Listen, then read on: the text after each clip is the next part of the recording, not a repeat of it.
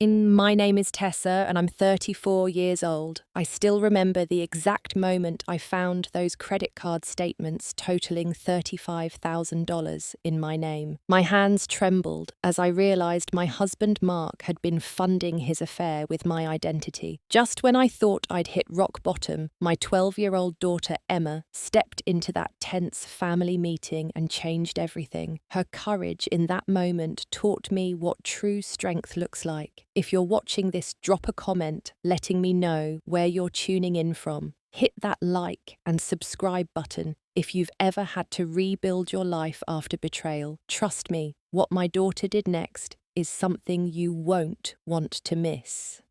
I grew up in a middle-class family in Colorado Springs.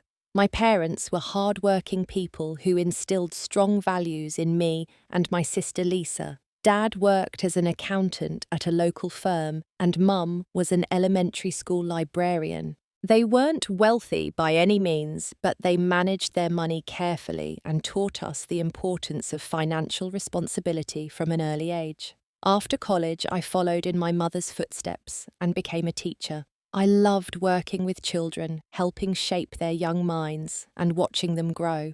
Teaching was never going to make me rich, but the joy I felt when a struggling student finally understood a concept was worth more than any paycheck. I met Mark during my second year of teaching. He volunteered to help at our school's annual fundraiser, setting up the sound system for the talent show. He was handsome in a clean-cut way, with dark hair and a confident smile that made my heart skip a beat.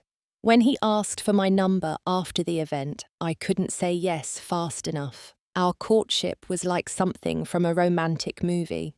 Mark would surprise me with flowers. For no reason, plan thoughtful dates based on casual comments I'd made weeks earlier and always made me feel like the most important person in the room. He worked as a sales manager for a growing software company and seemed ambitious and driven in his career. "You deserve the best of everything," he would tell me, kissing my forehead. "Someday, I'm going to give you the world." After 18 months of dating, Mark proposed during a weekend trip to Aspen. The ring was bigger than I expected, and when I mentioned it must have cost a fortune, he just smiled and said, "Nothing's too good for you."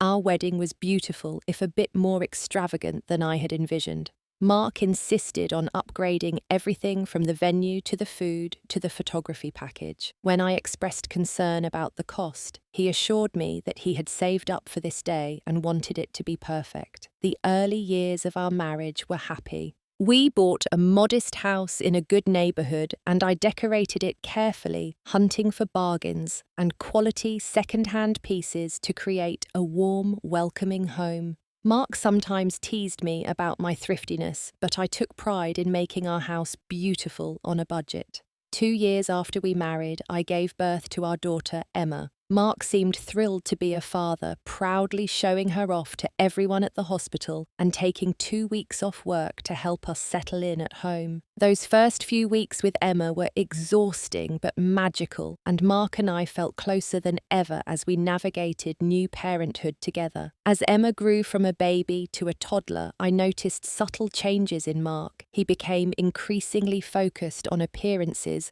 upgrading his car to a luxury model and insisting on buying designer clothes. "Perception is reality in sales," he explained when I questioned the necessity of a $5,000 watch. "Clients need to see success." We had agreed early in our marriage to maintain a joint account for household expenses and separate personal accounts for individual spending. This arrangement had worked well for us, with both of us contributing proportionally to our incomes. But as time went on, Mark began to resist discussions about budgeting and would grow irritated when I brought up financial concerns. "Do you really need to nickel and dime everything?"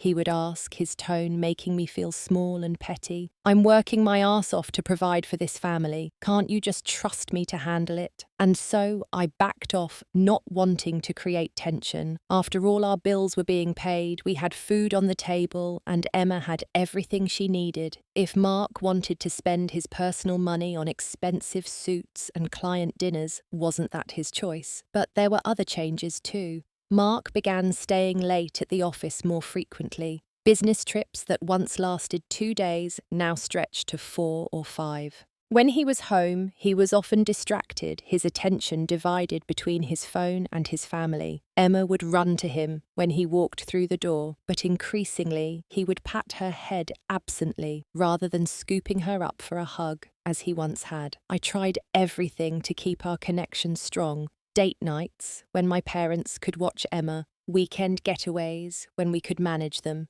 little notes in his lunch. But there was a growing distance between us that I couldn't seem to bridge. "It's just work stress," Mark would say whenever I tried to talk about it. "This new product launch is killing me. Once it's over, things will get back to normal." But normal never seemed to return. Instead, Mark became increasingly secretive about our finances. He insisted on handling all the bills himself, saying he didn't want me to worry about it. When I would ask about our savings or retirement plans, he would give vague assurances that everything was fine. "You focus on Emma and your students," he would say. "Let me handle the money stuff. That's what husbands are for."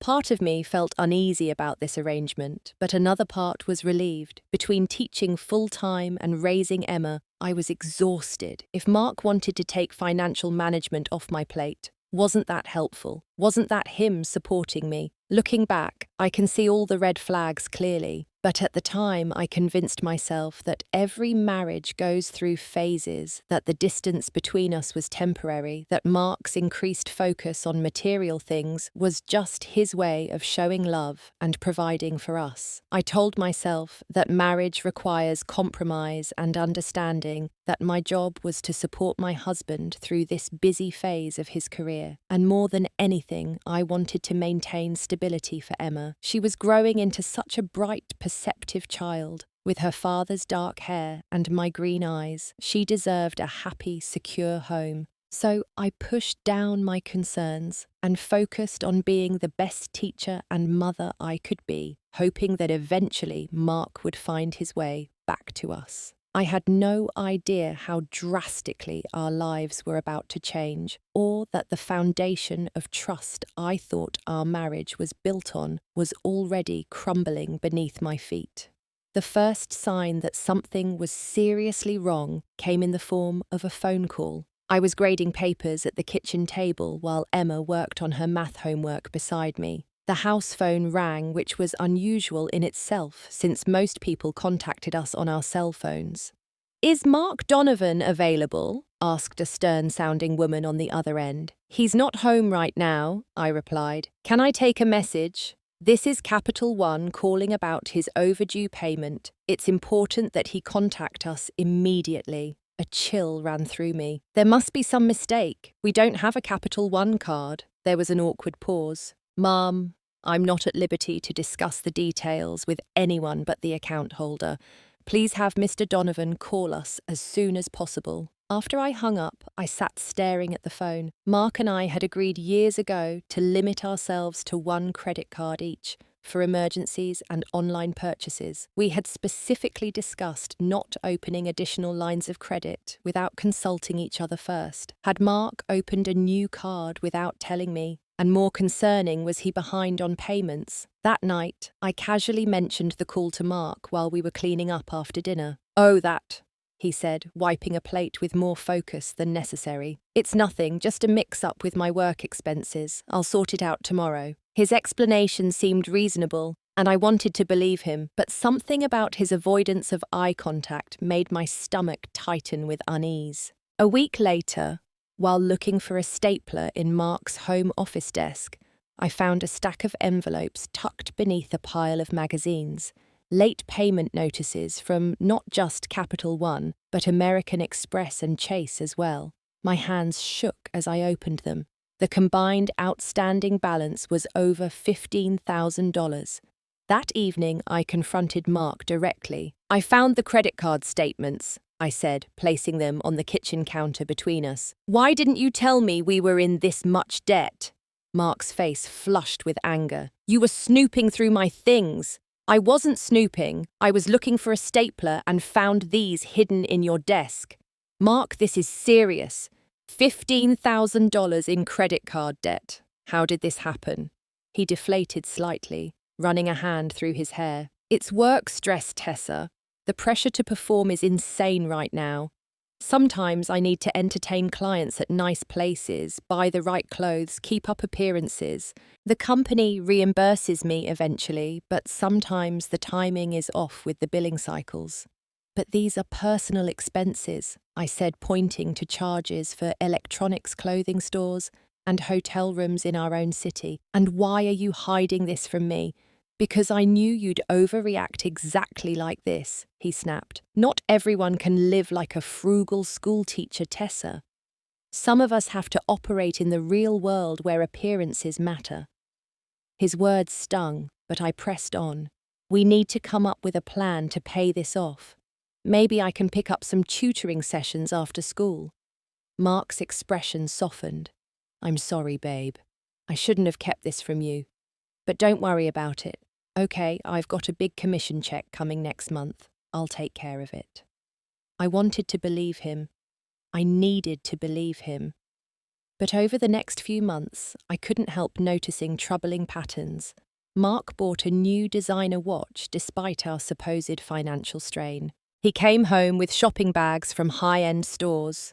Meanwhile, our joint account seemed perpetually low, with just enough to cover the mortgage and utilities, but little left over for groceries or Emma's activities. Without telling Mark, I began tutoring 3 evenings a week to make ends meet. My sister Lisa watched Emma during these sessions, and I told Mark I was attending professional development workshops at school. The lie made me uncomfortable, but I reasoned that the extra income was necessary for our family's stability. Emma, now 12 and perceptive beyond her years, sensed the tension in our home. She became quieter, spending more time in her room reading or working on her computer. When I asked if everything was okay, she would give me a small smile and say, "Just school stuff, Mum. Nothing important."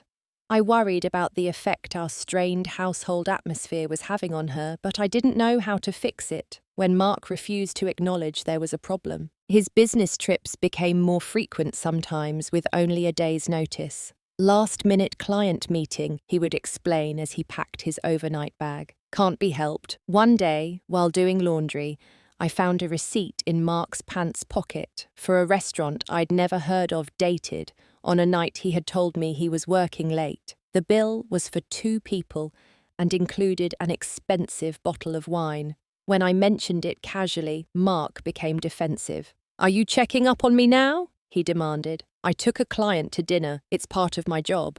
"I was doing laundry, Mark.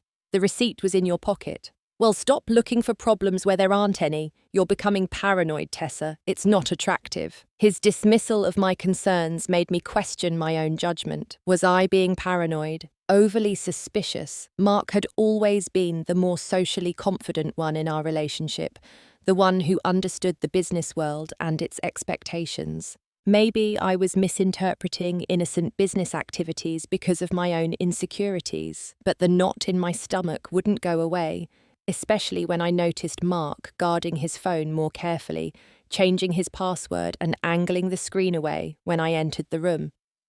He began taking calls outside or in his car, speaking in hushed tones that immediately switched to an artificially cheerful volume if he realized I was nearby. Finally, I confided in my sister Lisa during one of our coffee dates. "I think something's going on with Mark." I admitted the words painful to say aloud. The secretive phone calls, the hidden credit card bills, the late nights. Lisa reached across the table and squeezed my hand. "Have you considered that he might be having an affair?" The question hit me like a physical blow. Of course I had considered it in the darkest corners of my mind, but hearing someone else suggest it made the possibility suddenly terrifyingly real. "He wouldn't," I said, but my voice lacked conviction. "We have Emma. We have a life together." Lisa's expression was gentle but firm. "People with families have affairs all the time, Tess, and from what you're describing, something isn't right. The financial stuff especially worries me. You need to protect yourself and Emma." I left our meeting with a sick feeling in my pit of my stomach. That night, I lay awake beside Mark, listening to his even breathing and wondering if everything I thought I knew about our life together was a lie. The day everything fell apart started like any other. I was preparing for parent-teacher conferences, organising student portfolios, and making notes about each child's progress. My phone rang, showing an unfamiliar number with our area code. Mrs. Donovan, this is Sarah Mitchell from First Denver Bank. I'm calling about the missed payments on your Visa and MasterCard accounts. We've sent several notices, but the situation has become urgent. I gripped the edge of my desk. There must be some mistake. I only have one credit card and it's with a different bank entirely. There was a pause. Our records show 5 active credit cards under your name and social security number, Mrs. Donovan. The total outstanding balance is approximately $35,000. The room seemed to tilt. That's impossible. I never opened those accounts. I suggest you come into the branch as soon as possible. This may be a case of identity theft. Identity theft. The words echoed in my head as I drove to the bank in a daze, having asked a colleague to cover my last class of the day. But deep down, I already knew this wasn't a case of some random criminal stealing my information. This was much more personal. The bank representative spread the statements before me, card after card, all in my name, all maxed out. As I examined the charges, a pattern emerged.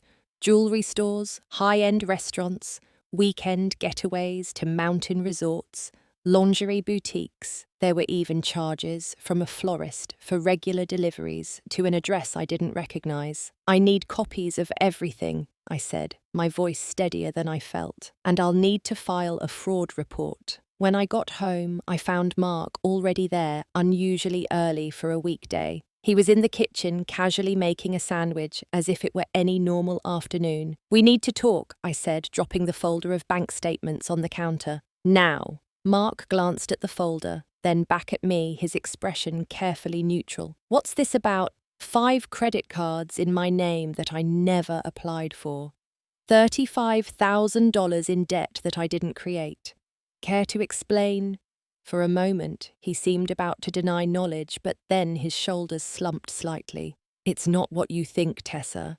Really, because what I think is that you've been using my identity to fund some kind of secret life. A life that includes jewelry, weekend getaways, and flowers delivered to an address on Parker Street.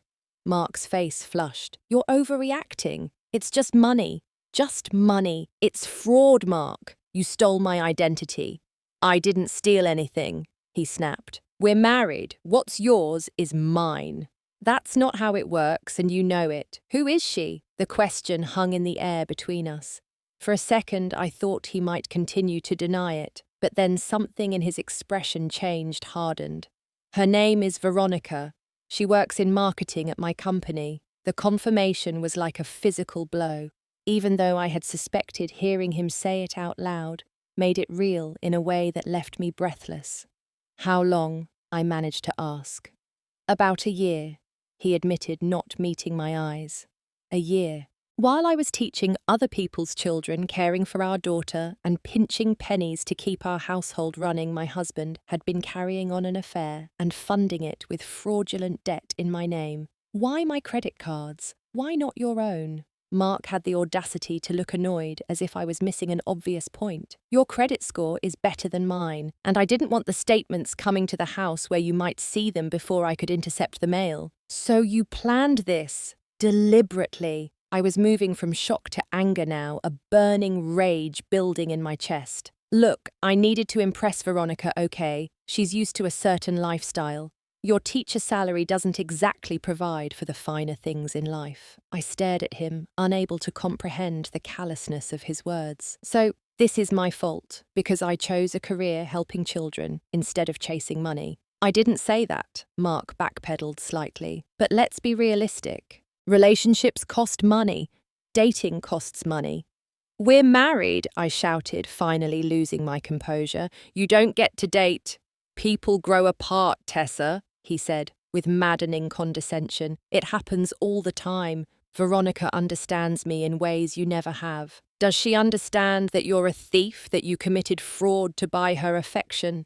Mark's face darkened. You're being dramatic. It's just money. We can work out a payment plan or something. There is no we anymore, Mark. You stole my identity. You cheated on me. You've put me $35,000 in debt. So that's it. You're giving up on our marriage over some credit card bills. He actually had the nerve to look wounded. I felt something break inside me, the last remnant of love I had for this man, disintegrating into dust. Get out, I whispered. You can't kick me out of my own house. Watch me, I said, reaching for my phone. I'll call the police right now and report the identity theft. I wonder how your precious Veronica will feel about dating a felon. Mark paled slightly. You need to calm down. I'll go stay at a hotel for a few days. Give you some space to process this. You're clearly too emotional right now to think clearly. He grabbed his keys and headed for the door, turning back at the last moment. Don't do anything stupid while I'm gone, Tessa. Remember, we have a daughter to think about. After he left, I sank to the kitchen floor and finally let the tears come.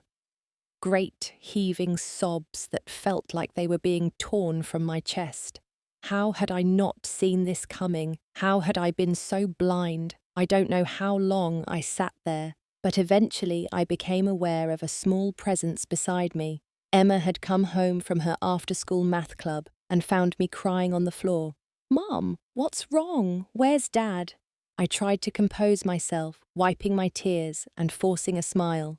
It's nothing, sweetie. Just a disagreement with your father. He's staying somewhere else tonight. Emma's expression was far too serious for a 12-year-old. Is it about the credit cards? I stared at her shocked. What do you mean? She hesitated, then said, I heard Dad on the phone once. He was arguing with someone about late payments and using your name on applications. I didn't understand what it meant. My heart broke all over again.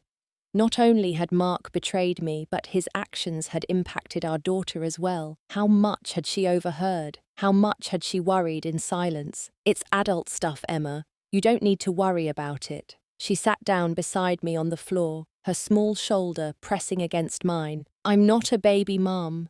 I know something bad is happening. I put my arm around her, drawing strength from her presence. You're right. Something bad is happening. But I promise you I'm going to fix it.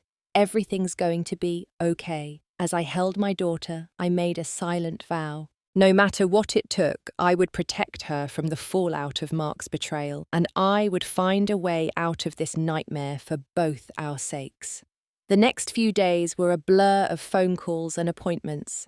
I met with the bank's fraud department, filed police reports, and consulted with a financial attorney who specialized in identity theft cases. The news wasn't encouraging. Because you're married, this is complicated, the attorney explained. While what your husband did is clearly fraud, proving it was done without your knowledge or consent can be challenging. Courts often assume a level of financial entanglement between spouses. So, I'm stuck with the debt? I asked, horrified. Not necessarily, but it's going to be a fight. And in the meantime, your credit score is taking a serious hit. Adding to my stress, Mark's parents called repeatedly insisting that I was overreacting to a minor indiscretion.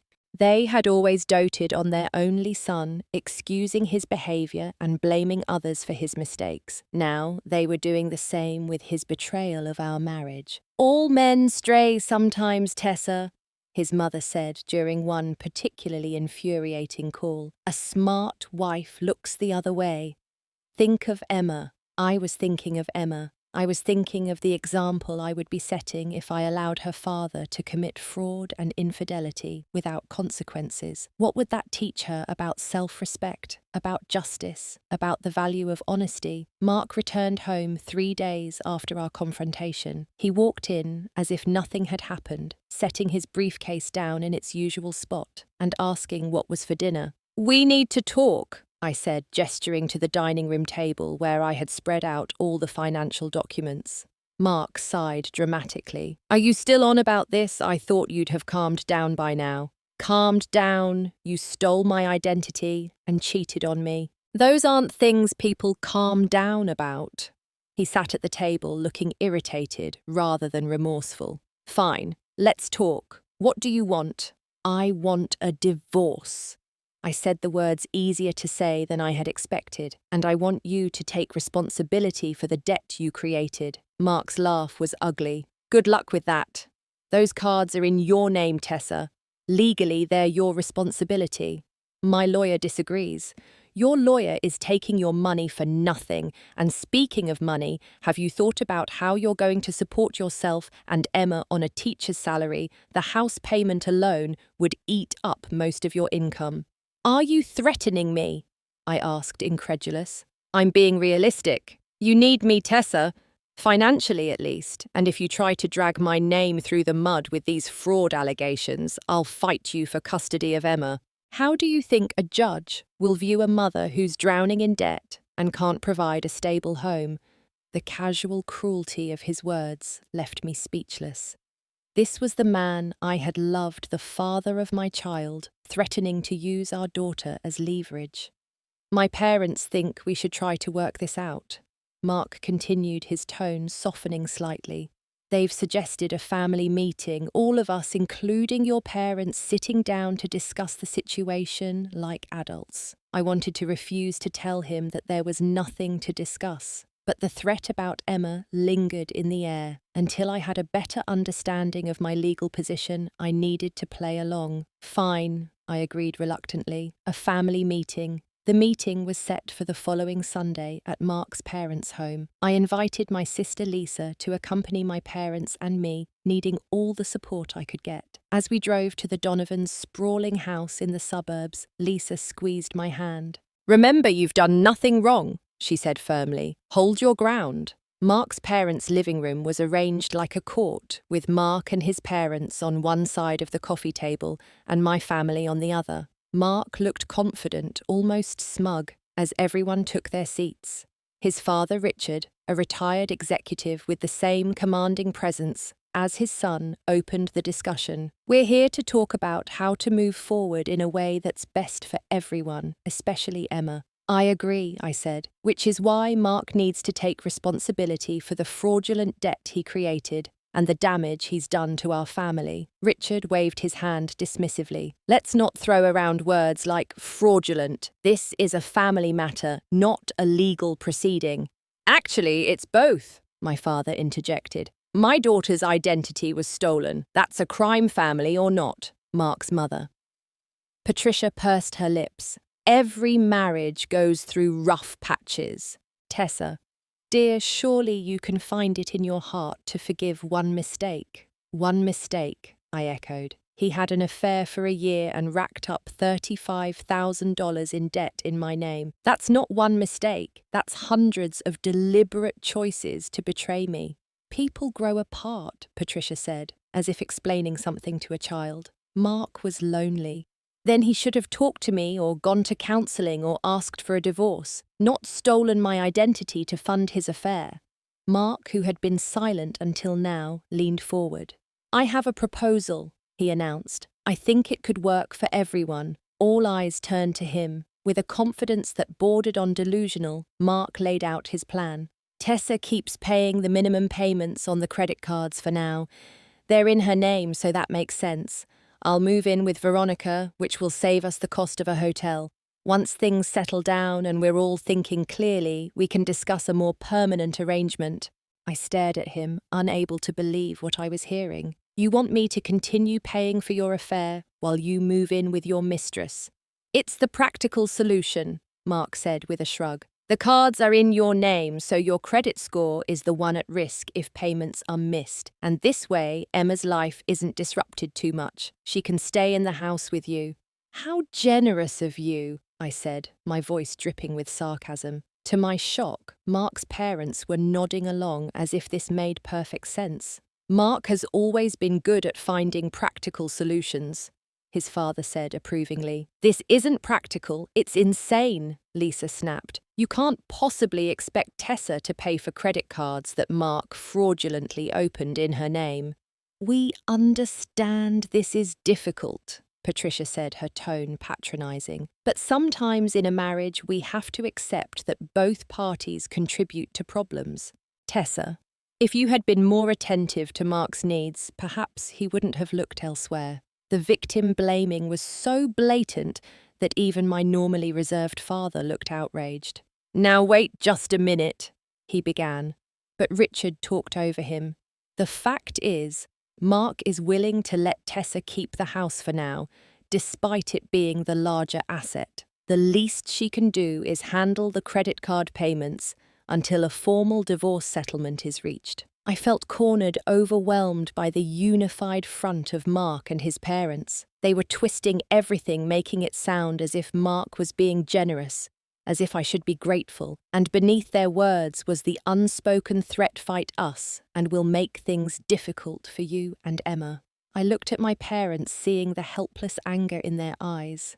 They didn't have the financial resources to fight a prolonged legal battle against the Donovans. Lisa was seething beside me, but even her fierce support couldn't change the reality of my situation. For a moment, I considered giving in, not because I thought Mark was right, but because I was exhausted. Fighting would be expensive, time-consuming, and painful for Emma. Maybe it was better to accept the unfair burden, to find a way to pay off the debt, to focus on rebuilding rather than seeking justice. As I opened my mouth, not sure what I was going to say, the living room door opened quietly. Every head turned as Emma stepped into the room, her expression solemn beyond her years. The room fell completely silent as my 12-year-old daughter stood in the doorway, her small frame somehow commanding the attention of every adult present. She was wearing her favorite blue sweater, the one with stars on it, and her dark hair was pulled back in a neat ponytail, but it was her expression that caught me off guard. Determined, composed, almost adult-like in its intensity. "Emma, sweetie," Mark said, his voice shifting to the artificially cheerful tone he often used with her lately. "We're having a grown-up conversation right now. Why don't you go watch TV in Grandma's den?" Emma didn't move. Instead, she looked directly at her father and said, clearly, "I heard everything through the heating vent. I know what you did, Dad." The colour drained from Mark's face. His mother made a small, distressed sound. "Emma, that's not appropriate," Richard began, but Emma cut him off with a directness that left her grandfather speechless. "I knew something was wrong months ago," she continued, her voice steady despite the slight tremor in her hands. "Dad started acting weird, taking calls in the garage, hiding his phone. I thought maybe he was planning a surprise for Mum's birthday." My heart ached at the innocence in that assumption. Emma stepped further into the room, standing beside my chair, now her shoulder pressing against mine in a gesture of solidarity that nearly broke me. But then I saw text messages on his phone when he left it on the counter, messages from someone named Veronica with heart emojis. So I started paying attention. Mark's face had moved from pale to flushed with anger. "Emma, that's enough. This doesn't concern you." "Yes, it does," she replied with surprising firmness. "It's my family too." She reached into the pocket of her jeans and pulled out her phone. "I took screenshots," she said, turning to address the entire room now. "When Dad would leave his phone unlocked, I have pictures of him texting Veronica about using Mum's good credit score because his was trash from overspending." She swiped through her phone, showing a series of images. "Here's where he jokes about it with Veronica, says Mum is too trusting and will never notice." A stunned silence filled the room. Mark's parents looked stricken, while my own parents and Lisa exchanged shocked glances. Mark himself seemed frozen, as if unable to process that his daughter had been quietly gathering evidence against him. "Emma," I said gently, "you didn't need to do this." She looked at me with eyes too wise for her age. "Yes, I did, Mum, because you teach us to be honest every day. You tell your students and you tell me that honesty matters more than anything, but Dad's been lying to your face and now he wants you to pay for it." She turned to her grandparents. "And you're helping him. You should be ashamed," Patricia gasped. "Emma, that's no way to speak to your grandparents." "Why not?" Emma challenged. "You're not telling the truth either. You know what Dad did was wrong, but you're pretending it's Mum's fault somehow." Young lady, Richard began sternly, but Emma wasn't finished. I have more evidence, she said, pulling a folded paper from her other pocket. I saw Dad taking Mum's personal documents from her desk drawer one day, her social security card and birth certificate. I didn't know why then, but now I do. She unfolded the paper, which appeared to be a printout of a text conversation, and I heard him laughing on the phone about it, about using Mum's credit, and how she wouldn't find out until it was too late. Mark finally found his voice. Emma, you're just a kid. You don't understand adult relationships or finances. You're misinterpreting things you've seen and heard. Emma's response was immediate and devastating. I understand that stealing is wrong. I understand that lying is wrong. I understand that hurting people who love you is wrong. What else do I need to know? She turned back to me, her expression softening. Mum, I've been saving all of this in a hidden folder on my computer. I wasn't sure when to show you, but then I heard everyone in here talking and I couldn't let them make you feel like this was your fault. It's not. It's Dad's fault. Only Dad's. The room was absolutely silent. Mark's parents looked stunned, their earlier self-righteousness deflated by the clear evidence and the moral certainty of their granddaughter. My parents were watching Emma with a mixture of pride and sadness, while Lisa had tears in her eyes. Mark attempted one last defense. She's manipulating the situation, probably coaching by her mother. Those screenshots could be faked. Emma didn't even flinch. Grandpa Richard, you work with computers, right? You can check if they're real, and I can show you the dates they were taken, way before Mum found out about any of this. Mark's father nodded slowly, the first crack in his support for his son becoming visible. Yes, I could verify that. Emma faced her father directly, her small face solemn. You told me once that character is what you do when no one is watching, but someone was watching Dad. I was, and what I saw wasn't good. She turned to address the whole room one final time. Mum doesn't owe you anything, she said, her voice clear and strong. You owe her everything. You owe me everything too, because we're the ones who have to live with what you did. With that, she reached for my hand and squeezed it. In that moment, the power dynamic in the room completely shifted. Mark no longer looked confident or in control. His parents seemed diminished, their moral authority stripped away by the honest assessment of a child. And I, who had felt cornered and outnumbered just minutes before, suddenly found my voice again. Thank you, Emma, I said, standing up and keeping her hand in mine. I think we're done here. Mark, you'll be hearing from my lawyer about both the divorce and the credit card fraud. Richard, Patricia. I'm sorry it's come to this, but Emma's right. This situation is not ambiguous. What Mark did was wrong legally and morally. As we walked out with my parents and Lisa following, I felt simultaneously heartbroken and fiercely proud. My 12-year-old daughter had shown more courage and integrity than her father. She had stood up for the truth when adults around her were trying to obscure it. The road ahead would be difficult, but in that moment, I knew we would be okay. We had each other, and we had the truth on our side. The weeks following Emma's unexpected intervention were both challenging and empowering. Armed with the evidence she had gathered, I consulted with a more specialized attorney who confirmed that we had a strong case for identity theft even within a marriage. Your daughter's documentation establishes a clear timeline and intent, she explained. This wasn't a case of a spouse making a financial decision they believed they had authority to make. This was deliberate deception. With the attorney's guidance, I filed formal fraud claims with all the credit card companies. I submitted police reports documenting the identity theft, and I initiated divorce proceedings citing financial abuse and infidelity. Mark's response was a mixture of anger and desperate backpedaling. Once he realized that Emma's evidence had undermined his position, he tried a new approach, claiming temporary insanity due to work stress and begging for another chance. I made a terrible mistake, he said during one phone call. I'll get help. I'll go to therapy. Please don't break up our family over this. But it was too late.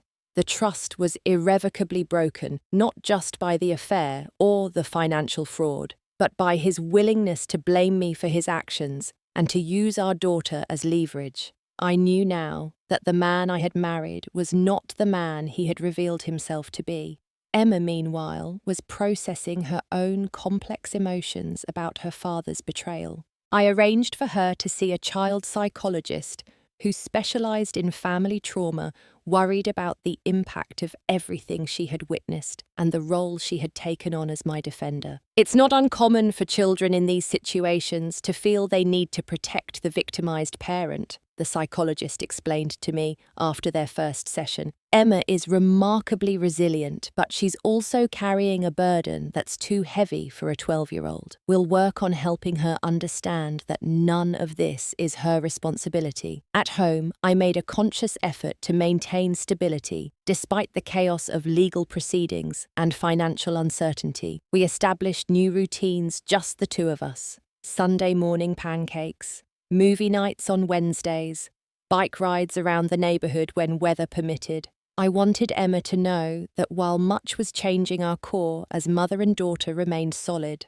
The financial reality was daunting. Even with the fraud claims in process, my credit score had taken a significant hit. I continued working full-time at school, added more tutoring sessions, and even took on weekend work grading standardized tests for an educational company. Every extra dollar went toward building an emergency fund and paying for legal representation. We downsized from our house to a small 2-bedroom apartment closer to my school. The move was both a financial necessity and a fresh start. Emma and I painted the walls together, hung curtains, arranged our reduced possessions in ways that made the space feel like home. It's smaller, but it's cozier, Emma declared as we set up her bedroom. And no one's hiding things or taking secret phone calls. Her perception broke my heart and healed it simultaneously. Children see and understand far more than we give them credit for. Emma had been aware of the undercurrents in our home long before I had acknowledged them myself. Support came from unexpected sources. My school principal arranged my schedule to accommodate court dates. Parents of my students offered hand-me-down furniture when they heard we were moving. My sister Lisa was a constant presence, helping with Emma when I had late tutoring sessions, and providing emotional support when the stress became overwhelming. Even Mark's sister Melissa, who had always been close to me, reached out after learning the full story from her parents. "I'm so sorry," she said when we met for coffee. "I had no idea what Mark was doing. Mum and Dad are in shock. They raised him better than this." "How are they doing?" I asked, surprised to find I still cared about the people who had been my in-laws for over a decade. Melissa sighed. "They're coming to terms with who Mark really is, not who they thought he was. Dad's helping me look through the evidence Emma collected. He's heartbroken, but he's also determined to make sure Mark faces consequences. They won't be bankrolling his defense." This was a significant shift. Richard and Patricia had always protected Mark, making excuses for his behavior and smoothing over any problems. Their decision to step back represented a fundamental change in family dynamics. As for Mark himself, the consequences of his actions were mounting. The credit card companies launched their own investigations based on my fraud reports. Mark's employer, alerted to potential ethical violations, began reviewing his expense reports and client entertainment records. What they found led to Mark being placed on administrative leave, pending an internal investigation. "Is Dad going to go to jail?" Emma asked one evening as we walked our newly adopted rescue dog, a gentle beagle mix we'd named Scout.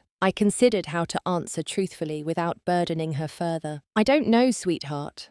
What he did was against the law, but first-time offenders often get probation or other penalties instead of jail time. The important thing is that he's being held accountable for his choices." Emma nodded thoughtfully. "I don't want him to go to jail," she admitted, "but I want him to understand how much he hurt us." "That's very compassionate of you," I said, putting my arm around her shoulders. "It's okay to still love your dad and be angry with him at the same time. Feelings are complicated that way." Like how I feel bad about showing everyone his texts, but I also know it was the right thing to do. I hugged her closer. Exactly like that. You did the right thing even though it was hard. That's what courage looks like. As the legal proceedings advanced, we settled into our new normal. There were difficult days. When legal bills arrived, when Emma missed her father, despite everything, when the sheer exhaustion of rebuilding our lives threatened to overwhelm me. But there were good days too, moments of unexpected joy and connection that reminded me we were not just surviving, but finding our way towards something better. The most surprising development came 3 months after the family meeting. Mark's relationship with Veronica imploded when the money stopped flowing and the reality of his situation became clear. Without access to fraudulent credit cards and with his career in jeopardy, he was no longer the affluent, generous boyfriend she had known. She left him, Melissa reported during one of our regular coffee meetups. Apparently, she was shocked to learn about the fraud. She claims she thought he was just generous, not criminal. I found I didn't have much sympathy for either of them. Funny how quickly romance fades when the 5-star hotels and designer gifts disappear, Melissa smiled sadly. Mark's facing reality for maybe the first time in his life. Mum says he's actually going to therapy now. Real therapy, not just claiming he will to try to win you back. That's good, I said and meant it. Not for my sake, that door was firmly closed, but for Emma's. She deserved a father who was working to become a better person even if he could never undo the damage he had caused. As we approached the 6-month mark since the discovery of Mark's betrayal, I realized that while the pain hadn't disappeared, its sharp edges had softened. We were not defined by what had happened to us, but by how we had responded to it. And that response, led by my remarkable daughter's courage, was something I could be proud of. 1 year after the night I discovered the fraudulent credit card statements, Emma and I stood in the kitchen of our apartment frosting cupcakes for her 13th birthday party. Scout lay at our feet, ever hopeful for dropped treats. The windows were open to the spring breeze carrying the scent of blooming flowers from the small community garden where we had claimed a plot. "Mum," Emma said, carefully placing sprinkles on a chocolate cupcake, "are you happy?" The question caught me off guard. "What makes you ask that?" She shrugged her attention, seemingly focused on the cupcake. "Just wondering. You've been through a lot." I put down my frosting knife and turned to face her fully. "I am happy," I said, realizing as I spoke that it was true. "Not every minute of every day, of course, but overall, yes. I'm happy with our life together." "Are you?" Emma nodded. "Yeah, it's different, but it's good. Better in some ways. Better how it feels." She searched for the right word. "Honest, like we don't have to pretend everything's fine when it's not." Her insight struck me deeply. She was right. For years, I had been pretending our family was fine, ignoring signs of trouble, making excuses for Mark's behaviour. The painful truth had ultimately been more healing than the comfortable lie. Much had changed in the year since our world had imploded. The legal battles had largely been resolved, though not without difficulty. After months of investigation, the credit card companies had finally cleared the fraudulent debt from my name, restoring my credit score. Mark had been charged with identity theft and fraud, eventually accepting a plea deal that included probation, mandatory financial counselling, and restitution payments. His career had suffered significant damage. After being terminated from his position for ethical violations, he had struggled to find comparable employment. Currently, he was working at his father's friend's company in a much lower-level position, a humbling experience for someone who had always defined himself by his professional success. Our divorce had been finalized 6 months earlier. The settlement was fair, largely due to the evidence Emma had provided, and the shift in support from Mark's parents. I received primary custody of Emma, with Mark having supervised visitation, initially transitioning to unsupervised as he completed court-mandated counselling. "Do you like seeing Dad on the weekends?" I asked Emma, returning to the cupcakes. She considered the question carefully. Sometimes he's different now, less fake happy, more real sad, if that makes sense. It does. He apologizes a lot, she continued, and he listens more, but I'm still mad at him sometimes, and that makes me feel guilty. That's completely normal, I assured her. Healing takes time, and it's not a straight line. You're allowed to have complicated feelings about your dad. The doorbell rang, announcing the arrival of the first guests for Emma's party. As she ran to answer it, I looked around our modest apartment at the streamers we had hung together, at the stack of thoughtfully wrapped gifts from family and friends, at the life we had rebuilt from the ashes of betrayal. My own healing journey had been neither quick nor easy. There were still moments of anger when I thought about what Mark had done, times when the financial strain of single parenthood felt overwhelming, but there were also new sources of joy and fulfillment in my life. I had received a promotion to head teacher at my school, a position that came with both increased responsibility and a welcome salary boost. The experience of rebuilding my financial life had inspired me to start a support group for women facing economic abuse, which now met monthly at the community centre. And I had recently begun dating, again cautiously, a science teacher from a neighbouring school who understood the complexities of blended families and moved at a pace that respected my need for transparency and trust. Most precious of all was my relationship with Emma. Our bond, always strong, had deepened through adversity. I marvelled daily at her resilience, her emotional intelligence, and her unwavering moral compass. The girl who had stood up in that living room and spoken truth to power was growing into a young woman of remarkable character. As the apartment filled with Emma's friends and our family members, I caught my daughter's eye across the room. She gave me a small, private smile, a moment of connection amid the celebratory chaos. In that smile was a shared understanding of all we had endured and overcome together. Later, after the party had ended and we were cleaning up the inevitable mess, Emma found me staring thoughtfully at a family photograph that still hung on our wall, taken in happier times, the three of us smiling at a mountain lake. "We should take a new picture," she said. "Just us and Scout." "I'd like that," I agreed. "Mum," she asked, her voice suddenly serious, "do you think I'll ever trust someone the way you trusted Dad? I mean, if he could do that to you, how do you ever know if someone is telling the truth?" The question broke my heart a little, but I knew she deserved an honest answer. "Trust is always a risk," I said. "But the alternative, never trusting anyone, is a much sadder way to live."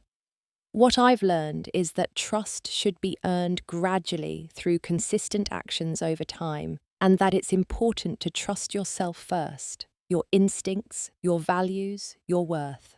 Emma considered this. "Like how I knew something was wrong with Dad even before you did. Exactly like that.